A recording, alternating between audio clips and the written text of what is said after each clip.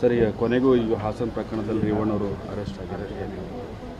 ಇಲ್ಲ, ಅದನ್ನು ಮೊದಲೇ ಹೇಳಿದ್ದೀನಲ್ಲ, ಕಾನೂನು ಪ್ರಕಾರ ಕ್ರಮ ಕೈಗೊಳ್ತಾರೆ. SIT ಈಗಾಗಲೇ ಕೂತಿದೆ.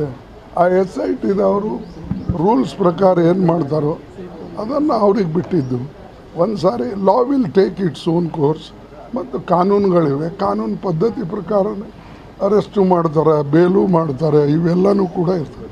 ಅದಕ್ಕಾಗಿ ಈಗ ಒಂದು ಮಾಡಿದ್ದಾರೆ, ಮುಂದೆ ನ್ಯಾಯ ಸಿಗಬೇಕನ್ನೋದೇ ಇಂಪಾರ್ಟೆಂಟ್. ಆ ಕುಟುಂಬಗಳಿಗೂ ನ್ಯಾಯ ಸಿಗಬೇಕು ಮತ್ತು ಯಾರು ಇಂಥ ಕೆಲಸ ಮಾಡ್ತಾರೆ, ಹೀನ ಕೆಲಸ, ಅವರಿಗೂ ಬುದ್ಧಿ ಬರಬೇಕು. ಇನ್ನು ಮೇಲೆ ಇಂಥದ್ದು ನಾವು ಮಾಡಬಾರ್ದು ಅಂತಕ್ಕಂಥದ್ದು.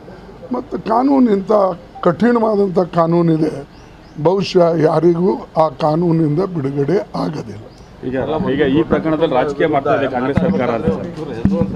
ನಾವು ರಾಜಕೀಯ ಯಾರಿಗೆ ಮಾಡೋಕ್ಕೂ ಹೋಗಿಲ್ಲ, ಮಾಡೋದು ನಾವು ಹೇಳಿದ್ದೇವೆ. ಇದು 16 ವರ್ಷದಿಂದ ನಡೆದಿದೆ ಅಂತ ಅದರಲ್ಲಿ ಬಂದಿದೆ. ಅಂದರೆ ಅವ್ರ ಸರ್ಕಾರವೂ ಇತ್ತು, ಇವ್ರ ಸರ್ಕಾರವೂ ಇತ್ತು, ಈಗ ಬೇರೆ ವಿಚಾರ. ರಾಜಕೀಯ ಮಾಡೋದು ಪ್ರತಿಯೊಂದಕ್ಕೆ ಸರಿ ಇರೋದಿಲ್ಲ ಮತ್ತು ಇದನ್ನು ರಾಜಕೀಯವಾಗಿ ಯಾರೂ ಬೆಳೆಸಬಾರ್ದು.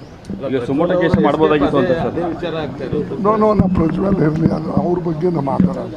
ಐ ಕ್ಯಾನ್ ಸ್ಪೀಕ್ ಸಂಬಡಿ ಯಾರು ಸ್ವಲ್ಪ ಇವರು